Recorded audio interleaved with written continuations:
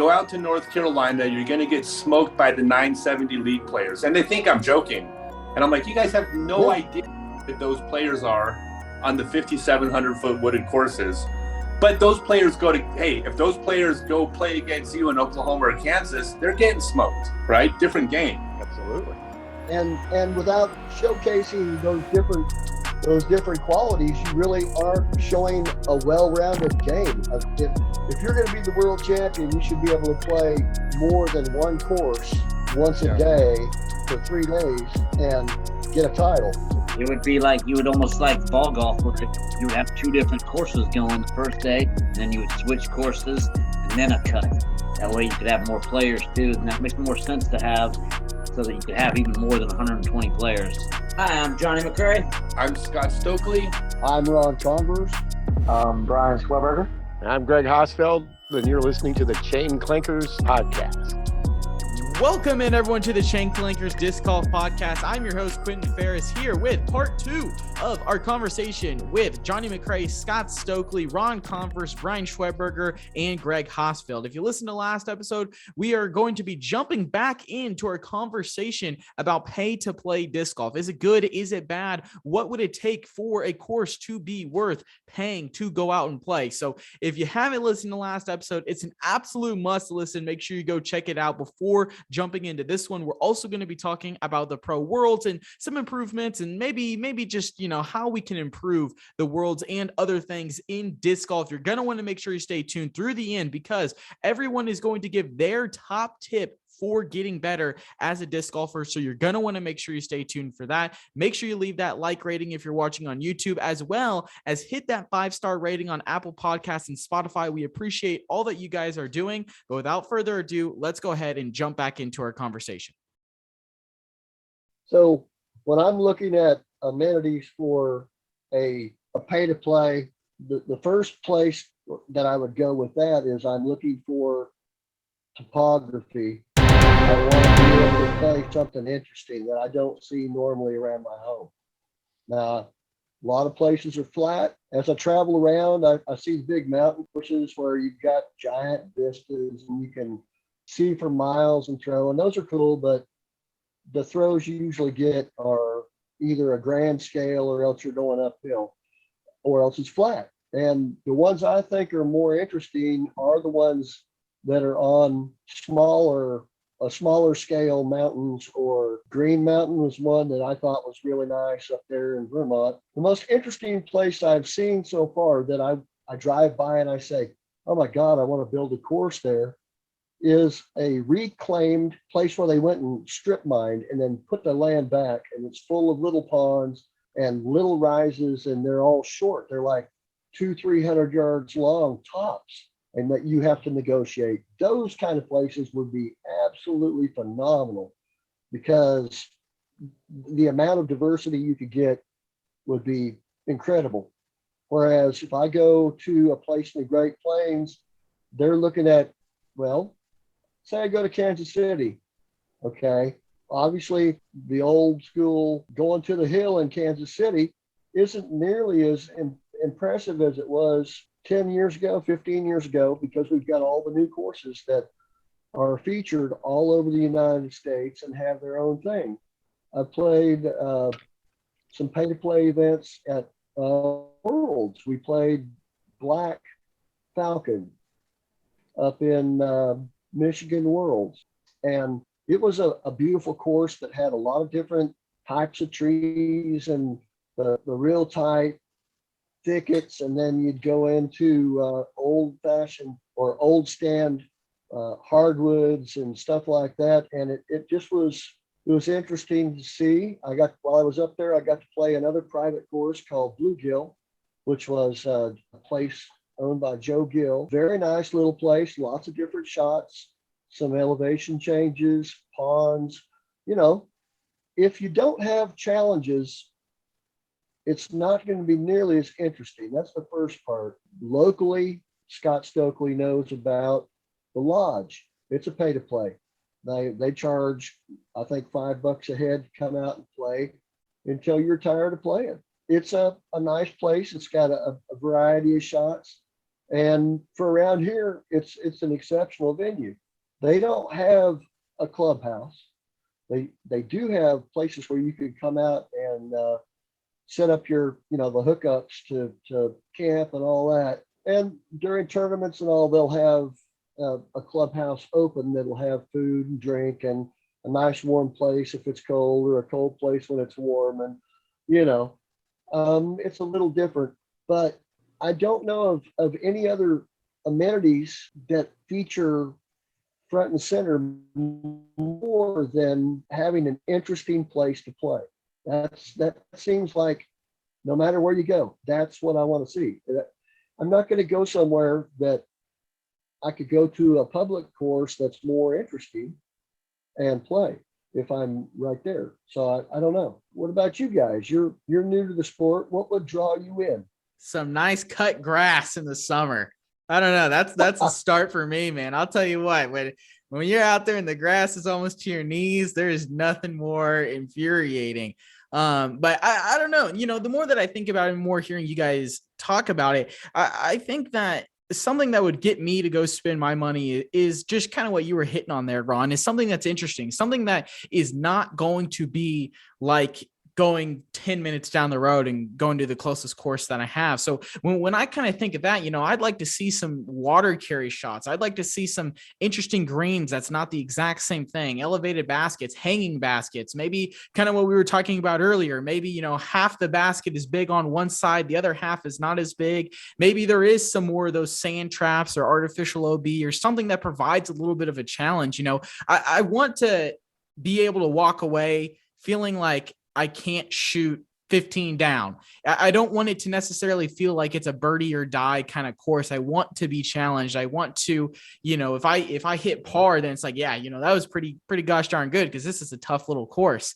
I also do think that to a certain degree, having that pro shop is important, because if there is water and I do inevitably lose a disc, I would like the opportunity to go replace it right then and there, as well as, if I'm just going out with the boys trying to have a good time, then, if they've got some nice drink selections, then I'm going to be about that. That's going to make me want to go there even more. And something else that I don't see as being very feasible, but you'll see a lot of these young kids out on the pro tour right now going to Top Golf all the time, which is, if you've never heard of Top Golf, it's literally just like I don't know what a good way to describe it is. It's just a Driving range. Yeah, driving range. Yeah, it's literally a driving range with food, drinks. You can play different little games, I guess. Like if they had something like that for disc golf, I think that would also be pretty fun. That's probably not as feasible, but I don't know. Those are kind of my thoughts. Ratio, what do you got? No, I think all that stuff is great. Definitely, the excitement of playing something that you're not used to. I mean, we're from Wichita, Kansas. So, a lot of the courses here, the most popular one in town is Oak Park, because, majority of it is around a river. So, there's water hazards, there's some trees. So it's in a park. So that's the one that people flock to the most. And one besides that, and it's maybe tied, is, the one out west, Colwich West, because it's literally one of the areas around town that has the most trees in one spot. So, they put a course there. So it's a lot of fun. And now we have two courses there. So, I think there's something there as far as challenge and something you're not used to seeing, because we definitely have some courses out here that people that aren't from Kansas, if they came out and played, they would be very, very upset and maybe leave after 3 holes, because they're just wide open. There's nothing out there. Like you're just throwing at a empty basket. Like it's more of, it's not very fun. So there's definitely something to that. But yeah, I think amenities, people can't play in every season. Not everyone is on tour, so you can't go to Florida, you can't go to Arizona. So I think something to keep people active during the winter, during those seasons when you can't do stuff. So I think it would be really cool to have some kind of a building or something where you could go and practice putting or do putting leagues, or even, you have local pros who, they could rent out, let's say, a lane, and, they can do lessons for amateurs. Like, all right, we're going to rent out these lanes at this building or this warehouse and do lessons for amateurs or stuff like that. You can go practice your form. But yeah, no, I think pay to play is definitely the future. I think it will be very interesting to see. And I think one thing, I'm not super worried about is disc golf is very open to everybody. Just an example, Brody Smith came in, I don't know his name, but Paul Macbeth is constantly playing with that professional baseball player. Disc golf is something that is inviting to everyone. So I think we will see, just random people, people with money, people with land, people with connections to other people. So I think there's endless possibilities of where courses can be put in, how many, people that have the money to put in warehouses where you can do like a driving range or stuff like that.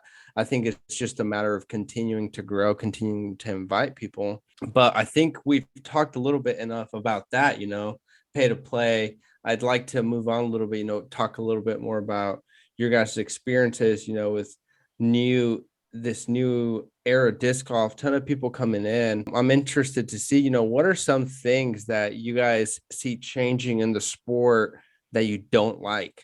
Some stuff that, you've seen in this last season or whatnot that you're like, that's not disc golf community, we shouldn't go down that way. The one thing I don't like what I'm seeing right now is that tournaments sell out in 4 minutes.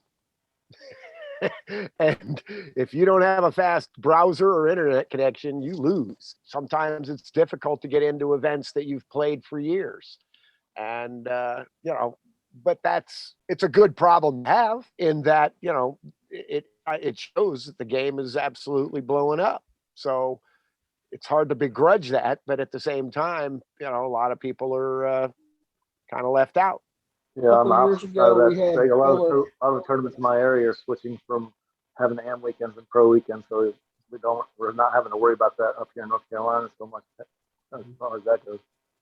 Yeah, I think that's a good way to go. Can't remember his name, but he just wanted to go and play all the events. And he was sort of a phenomenon that you see. And I think they even passed a rule limiting how low your rating could be before you could get into the events now because of it. I think that the future of the sport's going to be qualifiers, so that if I want to play an A tier, I would have to be able to show my proficiency to get in and play that A tier competitively. If I want to play, a pro tour, I'm going to have to have played an A tier and shown by placing in the top third or whatever that I was able to, compete. And I think that's where we're going to end up eventually going, because like Gregg said, there's enough events that I've played, I've won, I play all the time. At least once a year, I'll go down to Tyler and play. This year, I missed the timing. I was busy doing something of the evening. And by the time I looked up, it was full, and I'm number 6 on the wait list. So that's becoming just the norm anymore. If you don't have somebody, maybe I could hire somebody to sit there and push the button, anytime one of my tournaments is opening up. But that seems sort of a silly way to go about it, rather than requesting that there's qualifiers or something like that. Yeah, Ron, I have my alarm set for 7:58 p.m. every day on my phone, because most tournaments open up at 8 o'clock. They're going to have registration for that day. What's another way to fix that? What's something else that can be done so that, that's not an issue? More tournaments? I think it's more like what Brian said, where they switch it to where you're have an AM weekend and a pro weekend. And I know that down here in Florida, at the course that Gregg started at Grand Canyon, now they're doing 4 weeks this year. They're having an intermediate weekend, an amateur weekend, a pro weekend, I think, and a rec weekend. So there's 4 different weekends. So, and that tournament fills up all four weekends are full already, and they were full second day they opened. So maybe that would help, which is kind of different for disc golf. Like you were saying, should we go down that path? Then it just kind of separates everybody, where the amateurs wouldn't get to see the pros unless they came out to watch. You know what I mean? We're not going to be at the same venue at the same time, which is going to change things a little bit, but that's what it's going to have to go to get everybody in. And the Pro Tour, they have the Pro Tour card, which will get you into tournaments before anybody else. And, so that's kind of elite there.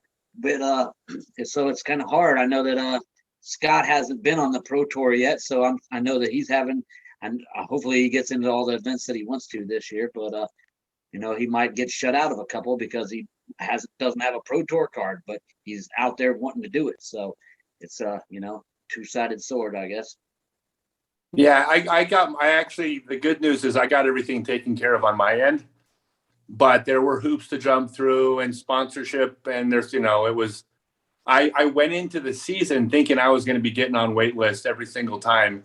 But fortunately I get to play all the DGPTs. I still, all the A tiers, I still got to sign up like everybody else, but I managed to, that got taken care of. People. Well,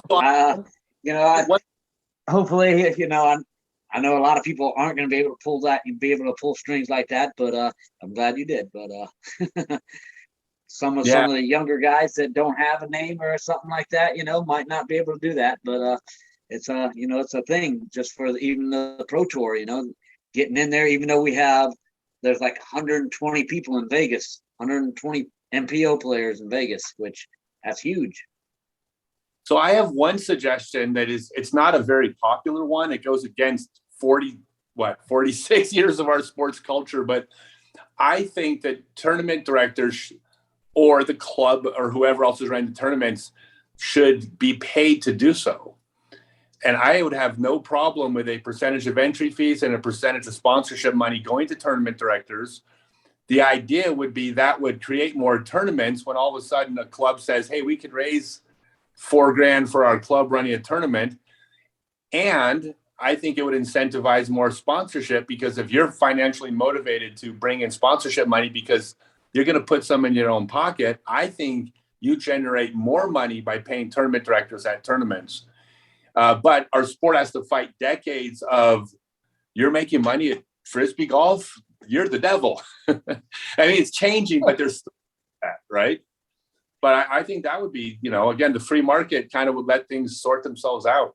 I mean, I think you're 100% correct there, because the more money you can bring into the sport, the more opportunity there is for somebody to run a tournament, the more tournaments will be ran. It kind of clicked in my head of way back in the day when football was almost looked at as, if you went and played in the NFL or whatever the professional league was at the time after college, then you were a degenerate. You were somebody who wasn't going to the corporate world. You were lesser than. You shouldn't be making money by playing football. And now look at, you look at football, that's some of the richest dudes out there nowadays. So I feel though you're hitting the nail 110%. And hopefully the new wave of folk coming into the sport are able to kind of transition that, because I agree that a lot of people in the sport deserve to get paid for everything that they do. Course designers deserve to get paid, volunteers and those who are helping run tournaments deserve to get paid. All of those things need to happen. I just think we need to continue to normalize that and get that to a place of reality. And as far as players that weren't on the tour last year and trying to get in for this year and for future tours, they could start having a qualifying school. Absolutely. That's exactly what should happen. The goal should be, you want to go out on tour, then 2 years from now, you could potentially get on by qualifying and maybe get into an occasional wait list. I think that is completely reasonable. Yeah, because I think the way they do it in ball golf is, I mean, they play like 6 or 7 rounds that you have to go through, and it's eliminating players as they go into each round as they go along. I think that's a good way of showing your tournament worth, and if you're got the mental acuity to be on the tour. Mm-hmm. Yeah, that sounds completely. I proposed the idea that if you wanted to play a B tier, for example, that you needed to have placed in the top third at a C tier. If you want to play an A tier, you need to have placed in the top third at a B tier. If you want to play, and go like that as qualifiers, it would be simple to do, and it would allow a lot of people to qualify. But at the same time, it would mean that those people that, I think his name was Wima, something WEMA wouldn't be allowed to come in and fill up the ranks with somebody who was arguably never going to cash, never going to place, never going to be interesting to watch. It was just there to be a walking and talking with the pros. That's why he was there. And that there are events that are great for being able to visit with top tier players, but they shouldn't be during the round. You shouldn't be out there on the competitive field. So We played a couple I'm a rounds big with him fan. during that year, and his name is Lloyd, and he's a really nice guy. Yeah, real nice, but he shouldn't have been competing. Right, but yeah. Most tournaments are, 3, some are 4 rounds. Do you think that that's something where, everyone is invited?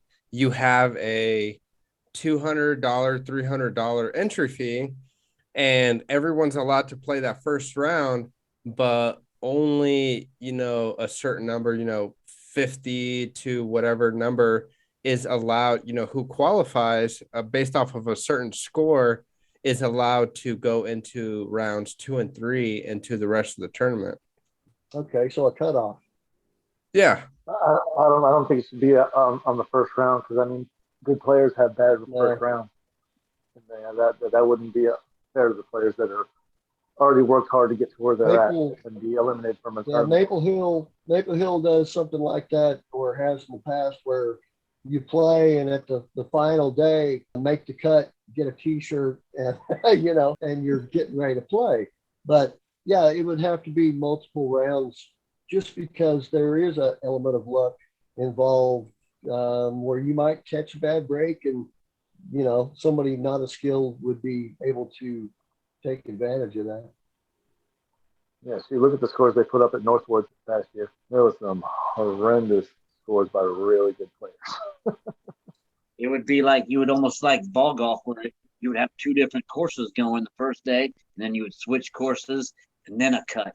That way you could have more players too, and that makes more sense to have, so that you could have even more than 120 players. So, I mean, Yeah, I like 120 that. players, I feel is a huge field. If it's a disc golf pro tour event, it should be 4 rounds, and there should be a cut after the second round. And, maybe you take whatever last cash is plus another 20% or something like that. So that way, those who are just outside the cash still have an opportunity to cash. But I think on the final 2 rounds, if you're out of it by last cash by more than 20%, I just don't think there's a reason for you to be out there still playing. Horatio said, though, I think it would be very unique to have a tournament that you got knocked out on the first round, though. I think that would be kind of neat, actually. And it would actually, I feel like something like that could grow, because you would be wanting not to get knocked out the first round in it.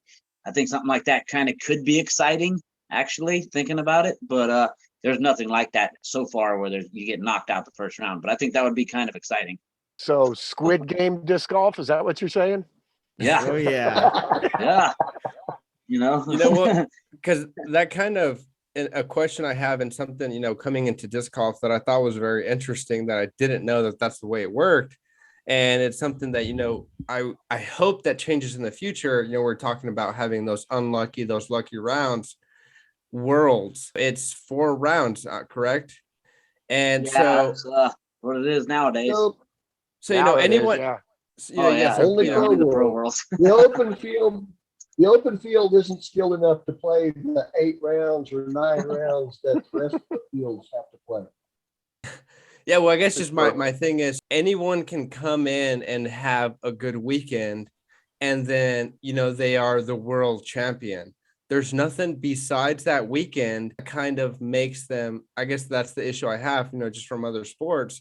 It doesn't matter what kind of season you had. It doesn't matter what you're going to do the rest of the season. As long as you come in and you're focused and you're lucky and you have a hot weekend, you can be the world champion. I feel like there's a problem with that. I think that's I agree. They have awards, player of the year, who was the most over the year.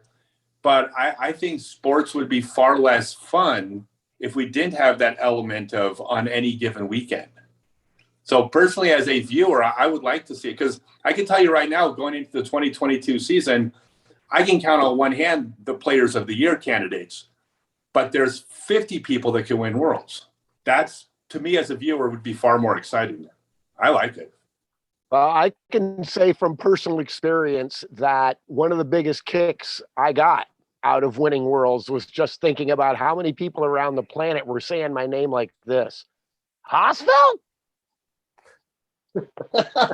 Yeah. I'm just saying. Okay, so I'm the one thing I don't like. It's another one of those things you don't like where the sport's going. You talk about playing, say, 3 to 4 rounds determining worlds. What's up with that? You know, if you got, say, the Masters, I think we're probably going to play about 8 rounds, and we're going to have a final with the final 9 the last day. So how come the open players who are supposed to be the better, younger, tougher, all that good stuff, how come they don't get to enjoy playing 2 rounds a day every day for a week and then final 9 to finish it? Everybody else does. Are those prima donnas unable to handle it because they're not skilled enough? Their conditioning's not there. I mean, what is the excuse? I think that some of the conditioning and being able to do that every twice a day or whatever is part of the world championships. There's places that you go where being able to walk up and down the hills is a challenge, especially at Gregg and I's age. But it makes a difference. If you're not able to maintain a level of physical fitness up there, you can still go and play on a golf course. I can play 1 round anywhere and maybe do good. And then I'd be tore up.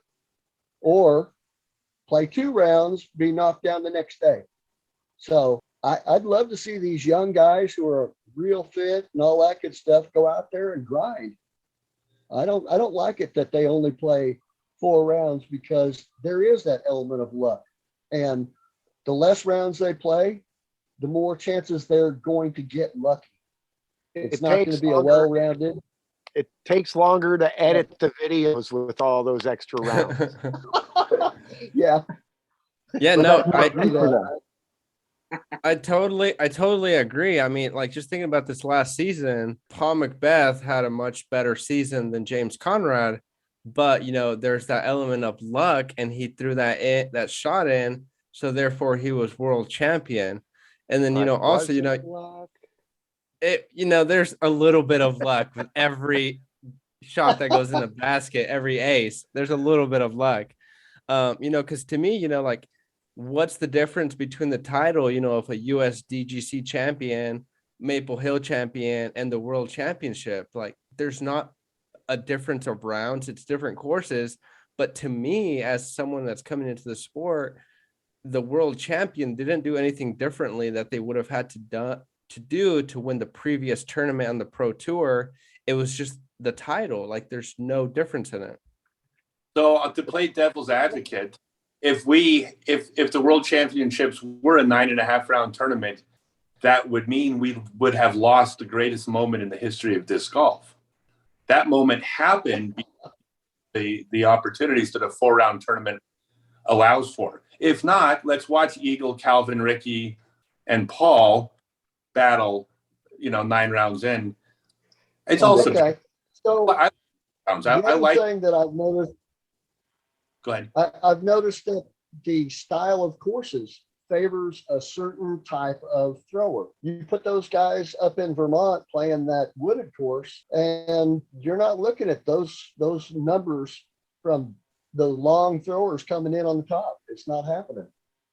You see a whole different group of faces up there at the top level, people that manipulate their disc better and hit those lines. And that's at least a facet of our sport that is going by the wayside on TV. I tell people it's definitely the style of play varies so much. I've had this conversation with so many good players where I tell them, go out to North Carolina, you're going to get smoked by the 970 league players. And they think I'm joking. And I'm like, you guys have no idea what those players are on the 5,700 foot wooded courses. But those players if those players go play against you in Oklahoma or Kansas, they're getting smoked, right? Different game. Absolutely. And without showcasing those different qualities, you really aren't showing a well-rounded game. If you're going to be the world champion, you should be able to play more than one course once a day for 3 days and get a title. There's some great courses. I'm not knocking the courses at all, but one course normally will not showcase all of the skills that would make for a good golfer. Okay, this is kind of where, and if you've been listening to the show for a while, you probably saw me saying something along these lines. Here's our comparison to F1, which if you know what F1 is, you know what I'm about to say. But pretty much, I think that a reasonable solution to this is you have different courses, like we're saying, you have those wooded courses, you have the tour, but at the end of the tour is when you have that final like world championship push, right? So I guess the idea going on in my head right now is, let's say you have the tour as it is, you're getting these points to be the world champion, and then there's like a cutoff for the final tournament, and only a certain number get to go to that tournament, in which then they could compete for, maybe that tournament has points doubled, or maybe everyone gets reset to 0. And then you still have that luck factor of, maybe you're Nathan Queen and you're one of the last ones to get into the tournament, and you somehow go out and end up winning the tournament and you're the world champion. Is that maybe a possibility, or am I just pulling on straws here? Nathan Queen definitely made a statement going out doing what he did. I really respect that game, but at the same time, we already have that title where you go out and you get points throughout the year on different events. I'm talking about one event. If you're going to have one event that's called the World Championship, it needs to be more than 3 or 4 rounds. Yeah. To differentiate it from any other event that goes on any given weekend. I mean, we're taking a week off. We're going to go play, and you're going to play 3, 4 rounds, and that's going to determine the title. That sounds crazy. Yeah. I mean, what is the difference between doing that and going anywhere else for a weekend? That's exactly what I'm saying. That's exactly my argument. And, hopefully that's something that can change. But I feel like there's right now, to me, other people, are going to have their own opinion. Yes, anyone can come out and win, but I don't feel like there's anything special currently about winning a world championship as opposed to winning USDGC or winning Jonesboro or winning any other tournament. It's just a title at this time. And I feel like it needs to be something that an amateur could not do, playing 2 rounds in a day, maybe 2, a long course and a wooded course, and doing that, 3 days in a row, because that's going to show the difference. I can't go and play a round of basketball like LeBron James. He gets paid millions of dollars to have the stamina and work out every day. People are saying, oh yeah, I could do that too if I got paid to work out every single day. No, you couldn't. So I think we need to have a tournament, something where even if I took off 2 weeks to prepare, I would not be able to compete in that tournament, because the level of difficulty and stress on the body that it would take, that normal people would not be able to do. Right now, World Championship, most AMs could be able to compete that. They wouldn't place, but they would be able to do that. So I feel like it's nothing that special. Remember, that's only for the pro world. Yes, all the other yes. worlds are still playing 7, 8, 9 rounds. They still do. All the masters do, grandmasters. All of us still play multiple rounds in a day. And then, honestly, we did play some single rounds at big courses, but they got to be really giant courses that are going to take, 5, 6 hours to complete. You're not going to go out and play 4 or 3 hour round somewhere and think that was all day. Why would a 3 hour round be good enough to be considered for a one of the 4 days that you would play? That's crazy. Anybody? Greg? How many rounds was the world when you won it? Me? Yes. God, in '87. It was- Yeah, I think we played like seven Was it rounds, something like that. 7 or 8. I don't recall now, to be honest with you. It definitely was multiples. It was multiples for sure. It was at least 2 a day. I think that they ran it for 3 or 4 days. So it was, it was definitely 7 to 9, I would say. I was just looking at the tentative course schedule for this year's Masters World Disc Golf Championships, and it's Sure. 5 rounds and a final 9, and that's the smallest I think I've ever played at a World Championship. Yeah, because it's Eureka and Northwoods. Yeah. Not even playing the best course in Peoria, McNaughton. That's where the finals are.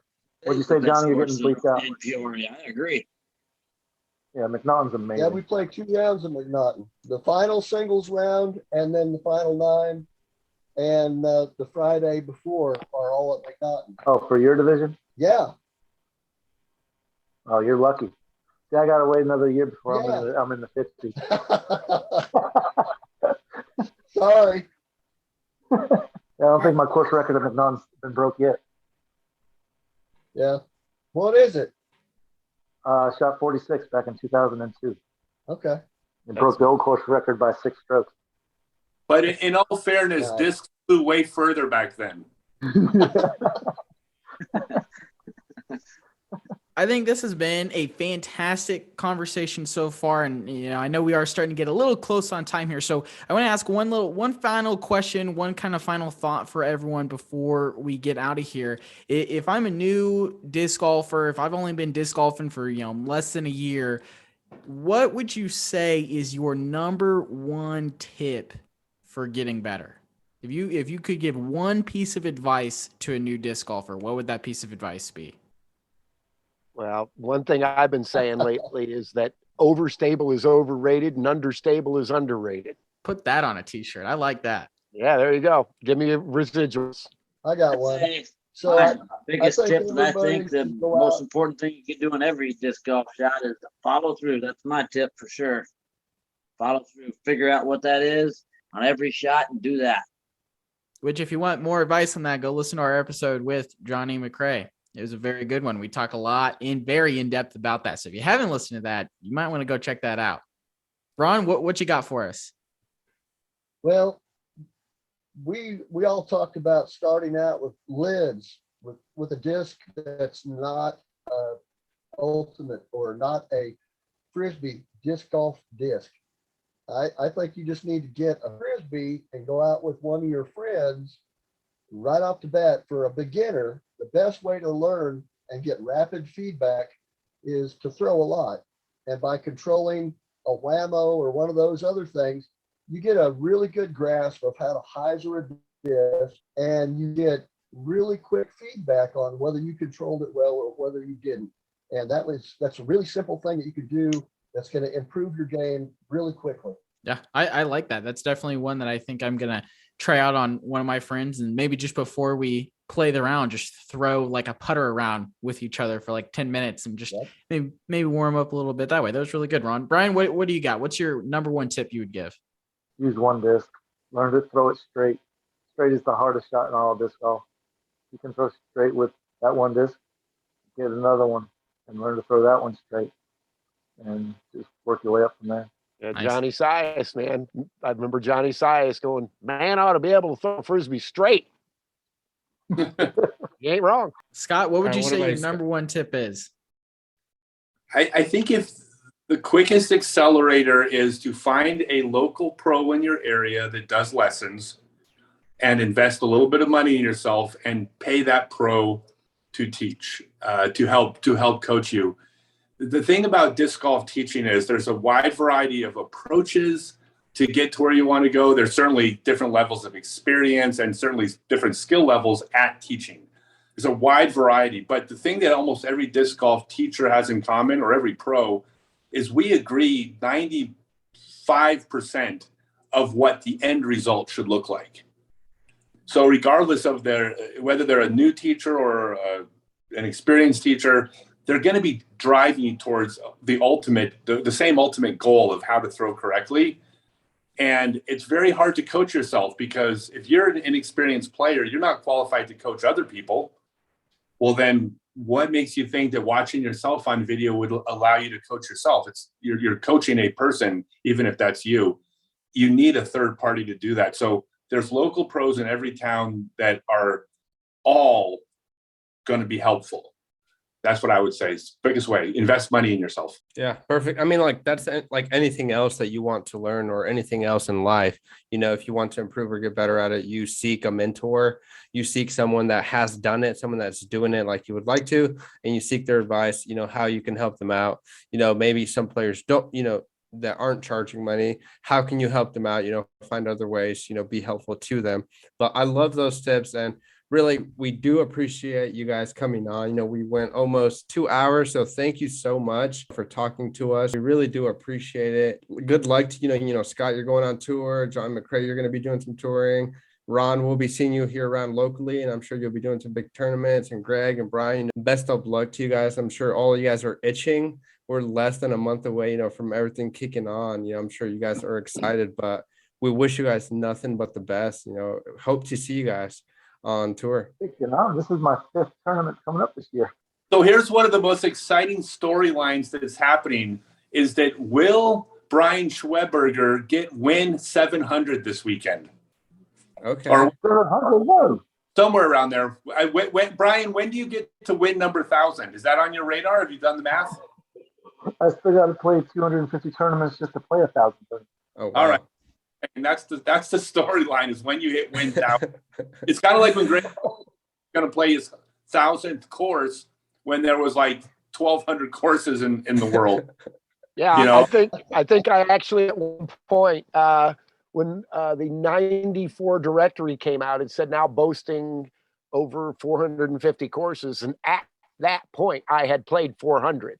So I had played like 80 something, 87. We'll just use 87 because I like that number. But I played 87% of all courses in existence. So that was what he's going to do again, I don't think. Well, I'm going to have to play the trump card there and trump you on this one. In 1976, I played 100% of the permanent disc golf courses on planet Earth. Just saying. Yeah, but for some reason, it wasn't plural. That's a technical. Stop being a lawyer, Greg. You guys, this is what a great group to have. I have so much respect for every single person here that you brought on. I love you guys to death. You're all heroes of mine. We all share something, being older players that I think there's a bond there. But just I love you guys, man. Thank you for doing this. I really enjoyed it. Love you too, brother. Likewise, bunch of studs here. And thanks, Quentin and Horatio, for having us on. And hope everybody has a great season. And good luck this weekend, Brian. Thank you, man. Yes. Thank you so much for inviting me and all of us to this podcast. It was great fun, very enjoyable, and great seeing all you guys. Thank you for listening to the Chain Clankers podcast. Make sure you follow us on Twitter and Instagram at Chain Clankers, and hit that subscribe button wherever you're listening to us from so you never miss another episode.